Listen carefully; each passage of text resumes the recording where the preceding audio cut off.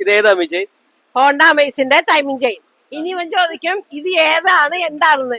എന്താന്ന് വെച്ചാൽ അത് നമുക്ക് പറയാൻ പറ്റില്ല. അപ്പൊ കംപ്ലൈന്റ് ആണെന്നല്ല, കംപ്ലൈന്റ് പറഞ്ഞുതരാം.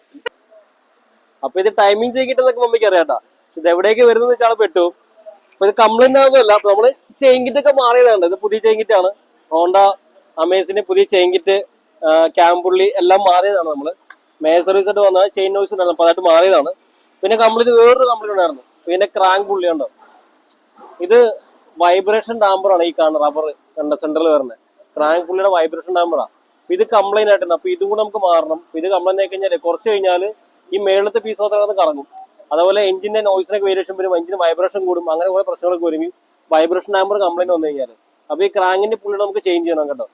അപ്പൊ അതാണ് ഇതിന്റെ മെയിൻ വർക്ക്. എന്ന് വെച്ചാൽ മെയിൻ കംപ്ലൈന്റുകൾ പറഞ്ഞ ഇതാണ്. ഇതുകൂടെ ചെയ്യണം. ഇത് കൂടാതെ മേജർ സർവീസും ഉണ്ട്. ടൈം ജെങ്കിറ്റ് ചേഞ്ച് ചെയ്യാറുണ്ട്. അതുപോലെ കാർബൺ ക്ലീനിങ് ഉണ്ട്, EGR ഇൻലെറ്റൊക്കെ ക്ലീൻ ചെയ്യാനുണ്ട്. അപ്പൊ അതൊക്കെ നടന്നുകൊണ്ടിരിക്കുന്നത് കേട്ടോ. ഇതാണ് വണ്ടി ഹോണ്ട അമേസ്. നമ്മുടെ സ്ഥിരം കസ്റ്റമർ LBയുടെ വണ്ടിയാണ്. അതെ, എറണാകുളം വണ്ടിയാണ്.